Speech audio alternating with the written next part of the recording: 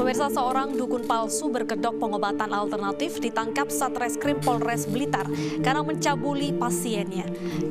Sementara itu pemirsa, seorang dukun cabul di Pandeglang, Banten tega mencabuli gadis berusia 21 tahun dengan iming-iming mengobati stres dan bisa menggandakan uang.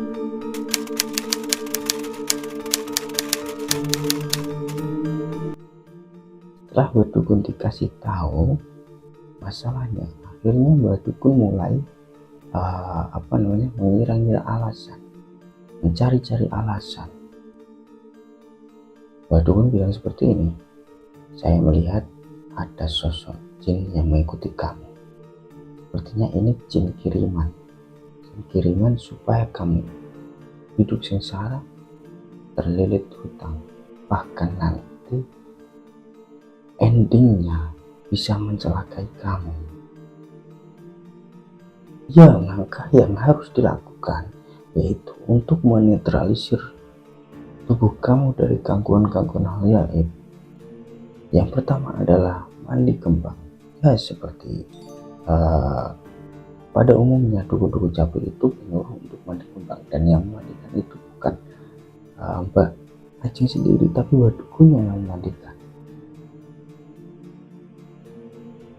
Kemudian setelah mandi kembang, akhirnya diminta untuk menetralisir dengan membalurkan salah satu ramuan herbal.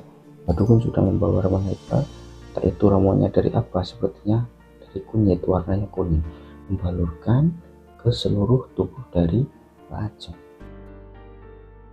Saat itu lokasinya di kamar dari Mbak Ajeng.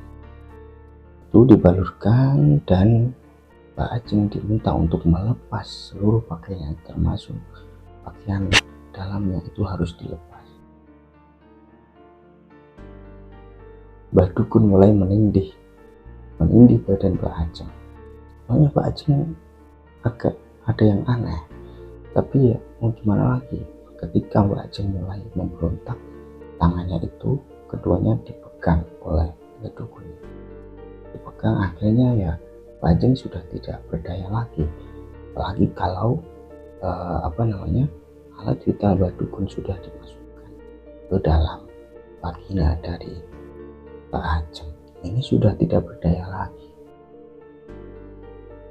Kata Mbak Ajeng, dari awal pertama berhubungan sampai yang akhir itu totalnya sampai 30 kali.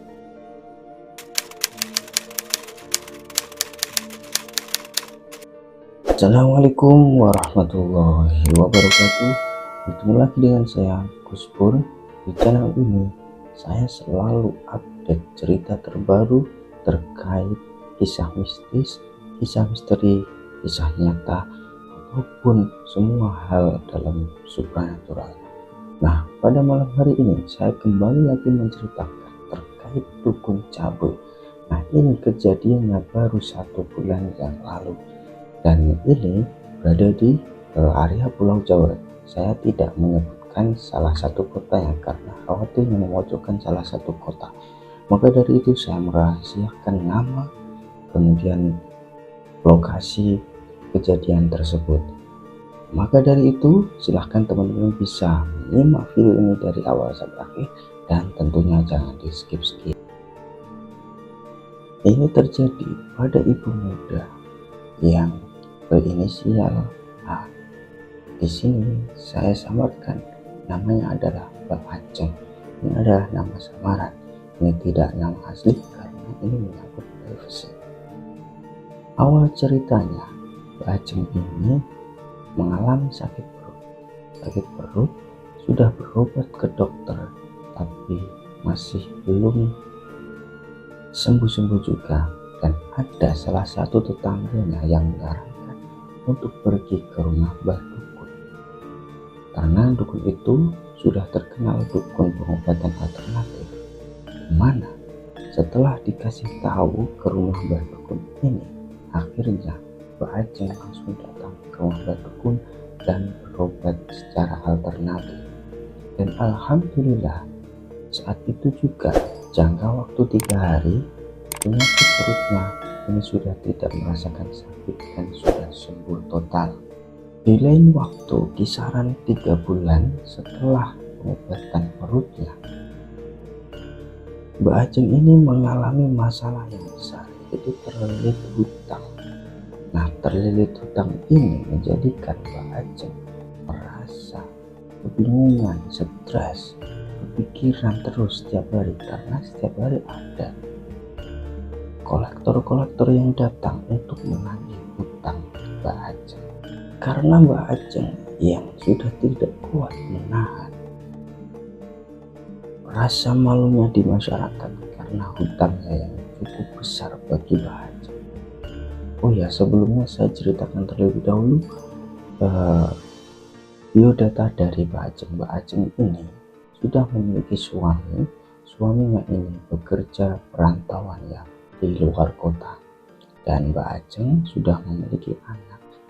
Yang satu sudah sekolah SD ya. Saat itu sudah kelas 6 SD. Kemudian setelah Mbak Ajeng ini stres, pusing, kebanyakan hutang, akhirnya Mbak Ajeng datang lagi ke rumah Mbah Dukun untuk meminta konsultasi dan doa. Saat pergi ke rumah Mbah Dukun, suaminya itu tidak dikabarin ya, karena hutang ini kebanyakan ibu-ibu rumah tangga yang diserang oleh para pengusaha koperasi ya. Kebanyakan ibu rumah tangga yang terjerat hutang seperti ini. Saat itu hutang dari Mbak Ajeng totalnya ini kisaran 30 juta rupiah. 30 juta rupiah ini sangat besar sekali bagi orang hidup sederhana ya di desa-desa itu, desa terpencil ya. Nah, ketika Mbak Ajeng sudah stres, dia datang ke rumah Mbah Dukun, dia konsultasi. Mbah, ini saya punya hutang besar. Setiap hari ada orang yang datang untuk nagih hutang. Saya sudah tidak kuat, saya sudah stres. Ini gimana solusinya? Mbah Dukun awalnya baik, menyuruh si Ajeng ini untuk selalu beribadah, selalu sholat, mendekatkan diri kepada Allah Subhanahu wa Ta'ala, biar Mbak Ajeng ini merasa tenang, pikirannya fresh. Nah, konsultasi pertama saat datang itu baik-baik saja, tidak ada hal-hal yang mencurigakan. Setelah pertemuan kedua jeda 1 minggu dari pertemuan pertama, ini sudah ada tanda-tanda yang ganjal. Saat itu Mbak Ajeng datang lagi untuk mengkonsultasikan kembali apa amalan yang sudah dijalani oleh Mbak Ajeng. Ya Mbak, saya ini sudah sholat 5 waktu, sudah berdoa, bahkan tetapi pikiran saya masih stres. Kemudian dasar memang Mbak Ajeng ini orangnya cantik ya. Mbah Dukunnya tertarik untuk hal yang lebih dalam terkait Mbak Ajeng. Setelah Mbah Dukun dikasih tahu masalahnya, akhirnya Mbah Dukun mulai mengira-ngira alasan, mencari-cari alasan. Mbah Dukun bilang seperti ini, saya melihat ada sosok jin yang mengikuti kamu. Sepertinya ini jin kiriman supaya kamu hidup sengsara, terlilit hutang, bahkan nanti endingnya bisa mencelakai kamu. Ini adalah kiriman orang lain. Saya tidak mau menyebutkan siapa nama yang mengirimkan guna-guna ini, siapa yang mengirimkan jin ini untuk mengganggu kamu. Saya tidak mau menyebutkan orangnya, tapi yang terpenting gimana cara mengobati, gimana cara menghilangkan pengaruh negatif ini. Itu kata Mbah Dukun.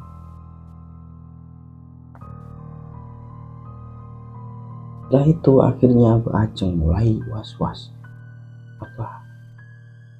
Apa memang benar saya ini digangguin oleh hal yang gaib? Kemudian Mbah Dukun mulai memperkuat lagi. Pernah gak kamu bermimpi buruk sebelum-sebelumnya? Pernah gak kamu merasa ada yang mengawasi kamu ketika kamu sendiri di rumah? Dan Mbak Ajeng mulai mengingat-ingat masa lalu. Iya Mbah, sepertinya kemarin saya baru bermimpi buruk. Kemudian ketika saya sendiri di dapur seperti ada orang yang mengikuti saya, tapi nggak ada orangnya. Entah ini karena kebetulan atau memang benar-benar ada. Ini nggak tahu. Ini Mbah Dukunnya yang mengarang cerita. Kemudian setelah itu Mbak Ajeng mulai mempertanyakan, terus bagaimana caranya untuk bisa lepas dari gangguan negatif ini? Dan Mbah Dukun mulai mengatur strategi. Strateginya bagaimana? Ya, langkah yang harus dilakukan yaitu untuk menetralisir tubuh kamu dari gangguan-gangguan hal gaib. Yang pertama adalah mandi kembang. Ya, seperti pada umumnya dukun-dukun cabul itu menyuruh untuk mandi kembang, dan yang memandikan itu bukan Mbak Ajeng sendiri, tapi Mbak Dukunnya yang memandikan, dan tentunya menggunakan pakaian yang terbuka. Untuk lokasinya saat itu berada di rumah Mbak Ajeng. Mbak Dukunnya yang datang ke rumah Mbak Ajeng saat itu suaminya pergi keluar kota untuk bekerja dan anaknya pergi bermain di rumah tetangganya, ke teman-temannya. Nah, berarti dalam satu rumah itu hanya ada 2 orang, Mbak Ajeng dan Mbak Dukun. Nah, ini kan kesempatan emas bagi Mbak Dukun, dan enak sekali lah satu rumah berdua dengan suami orang. Lagi Mbak Ajeng ini paras tubuhnya cantik dan seksi. Kemudian setelah mandi kembang, akhirnya diminta untuk menetralisir dengan memaskeri, membalurkan salah satu ramuan herbal.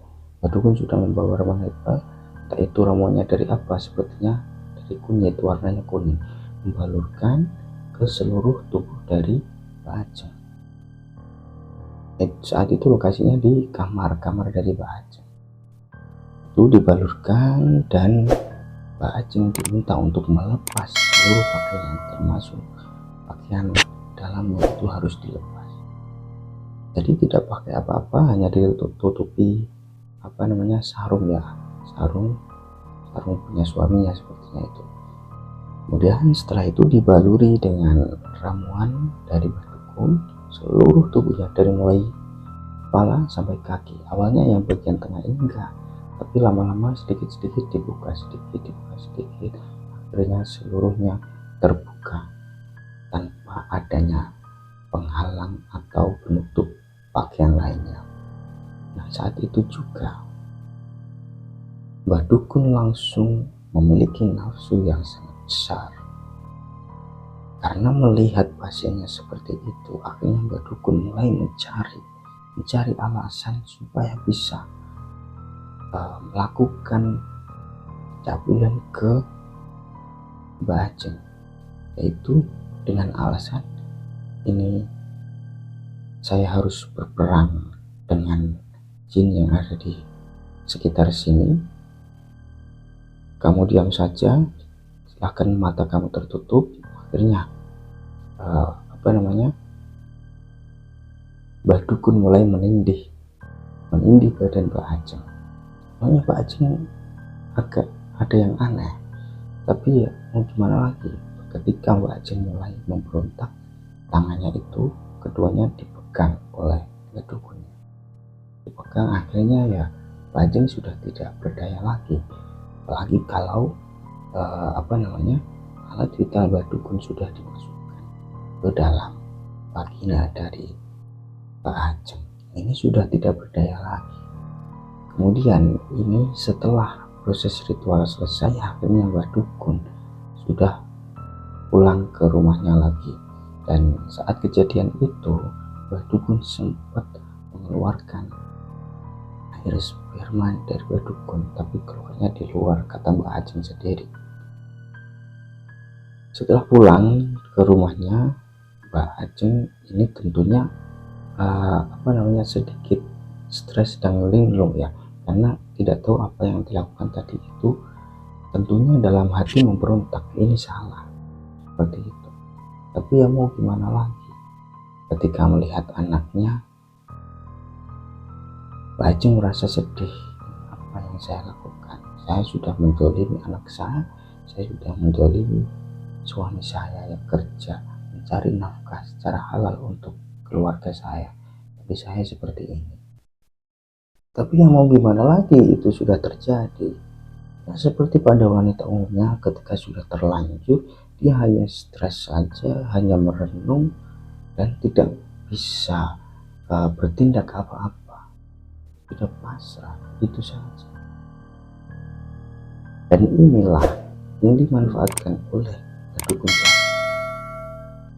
Lalu dia mengiyakan untuk menerobos batas-batas tersebut, supaya nanti si wanita tersebut pasrah, tidak bisa ngapa-ngapain lagi. Ini yang dinamakan pemerkosaan.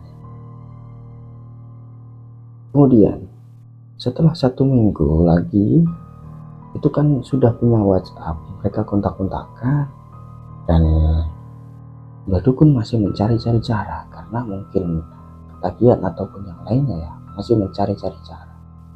Ini saya akan membantu kamu supaya rezeki kamu tetap lancar dan tidak akan pergi dari kamu. Kemarin itu hanya menetralisir tubuh kamu, tapi belum mendekatkan rezeki ke kamu. Jadi rezekinya itu masih pergi, tapi belum sampai ke kamu, seperti itu. Kemarin hanya menetralisir saja.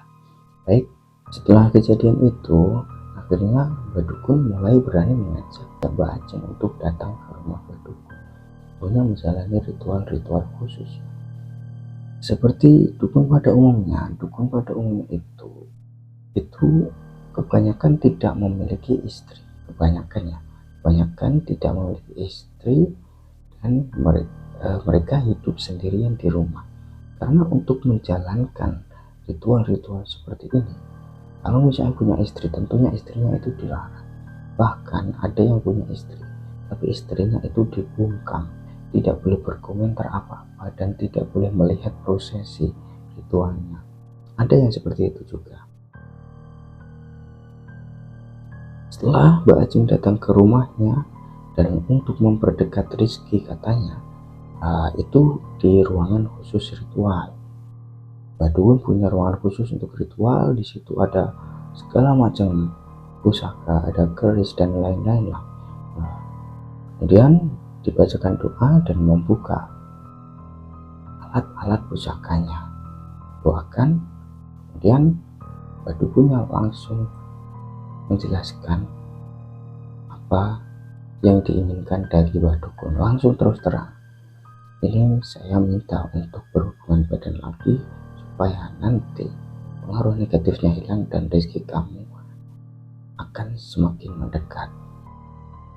Kalau misalnya kamu tidak mau melakukan, kamu tidak mau mengikuti apa kata perintah saya, kamu akan saya santet. Jadi si Ajeng ini ditekan juga. Selain dikasih iming-iming rezekinya lancar, semua masalahnya, terlebih masalah hutangnya itu bisa selesai. Si Ajeng diancam juga, kamu akan saya santet.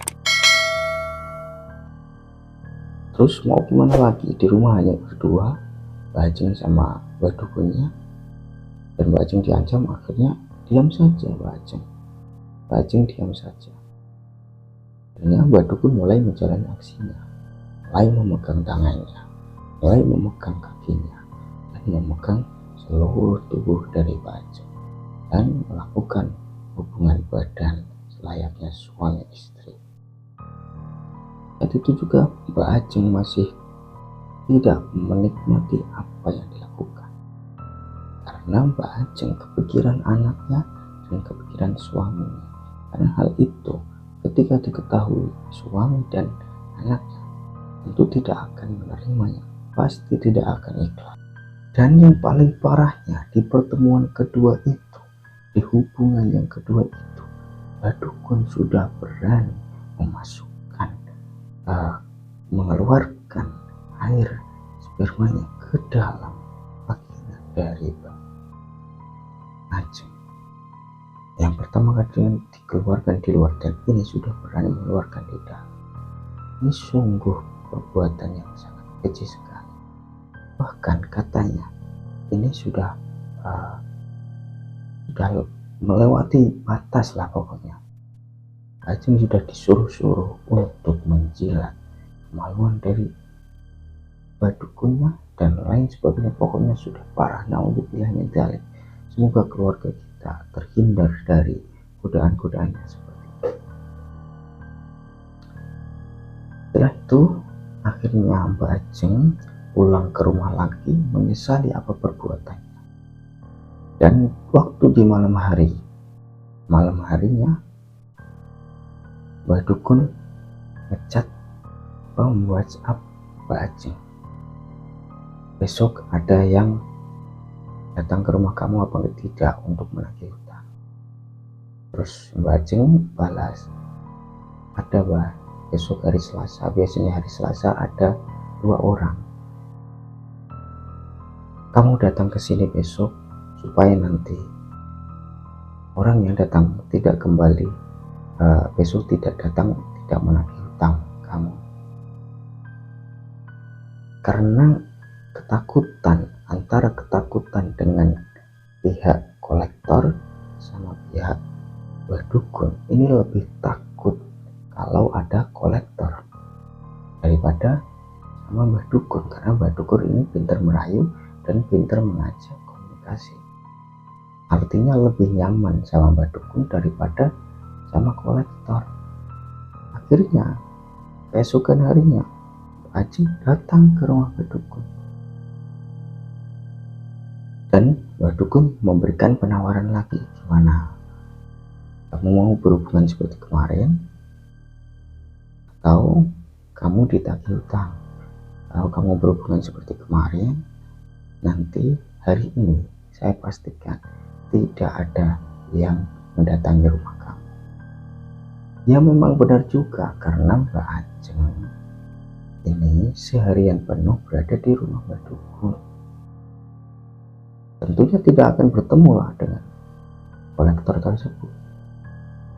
Dan seharian itu mereka melakukan hubungan selayaknya suami istri itu 2 kali dalam waktu sehari. Berarti sudah 4 kali antara Mbak Dukun dan Mbak Ajeng melakukan hubungan badan. Kata Mbak Ajeng, dari awal pertama berhubungan sampai yang akhir itu totalnya sampai 30 kali. Itu kalau dihitung oleh Mbak Ajeng. Awal mula kegiatan ini ketahuan oleh suaminya, karena ketika suaminya pulang iseng-iseng buka HP istrinya, karena suaminya sudah tahu kalau Mbak Ajeng ini terlilit hutang di koperasi. Maka dari itu suami dari Mbak Ajeng selalu memantau pergerakan dari Mbak Ajeng. Dan repotnya, sialnya Mbak Ajeng, sialnya Mbak Dukun, itu chattingan antara kedua orang ini lupa diarsipkan dan lupa dihapus ketika suaminya pulang ke rumah. Akhirnya suaminya ini langsung mengetahui apa yang dilakukan dari Mbak Ajeng, langsung marah-marah ketika melihat itu. Ketika marah-marah, lihat suami langsung melaporkan Mbak Dukun itu ke polisi, dan akhirnya Mbak Dukun itu ditangkap oleh polisi di hari itu juga. Kemudian sehari setelahnya Badukun ditetapkan tersangka dan sampai saat ini Badukun masih berada di jeruji besi, masih ada di penjara menjalani hukuman karena kena pasal pencabulan. Baiklah, itu cerita singkat dari Mbak Ajeng ya. Dan semoga ini menjadi pengalaman bagi kita semua. Apapun masalah kita tidak boleh datang ke rumah Mbak Dukun untuk mencari solusi. Tidak semua dukun seperti ini, tapi banyak juga di era sekarang di tahun 2023 dukun yang menjalani pencabulan seperti ini. Targetnya biasanya kalau nggak remaja ya memang muda seperti itu ya, karena yang masih memiliki bodi yang mulus. Baiklah teman-teman, apabila kalian memiliki cerita yang serupa, cerita mistis, cerita horor, cerita kisah nyata, pendakian gunung, cerita pesugihan, cabulan, dan lain sebagainya, segala jenis supranatural, kalian bisa ceritakan kepada saya. Kirim ceritanya ke email yang tertera di channel ini. Nanti akan saya share, saya ceritakan, saya bagikan kepada subscriber semua untuk diambil pelajaran. Dan tentunya kami akan menjaga privasi dari kalian semua. Semoga amal dari Mbak Ajeng, maksudnya menceritakan kepada saya dan saya ceritakan kepada subscriberku semua, untuk menjadi pelajaran. Semoga menjadi amal yang baik untuk Mbak Ajeng dan menjadi menebus dosa dari Mbak Ajeng karena sudah melakukan hal di luar batas.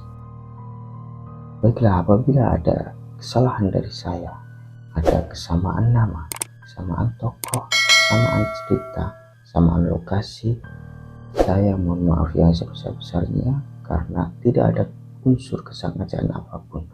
Dari saya pribadi, akhirul kalam. Assalamualaikum warahmatullahi wabarakatuh.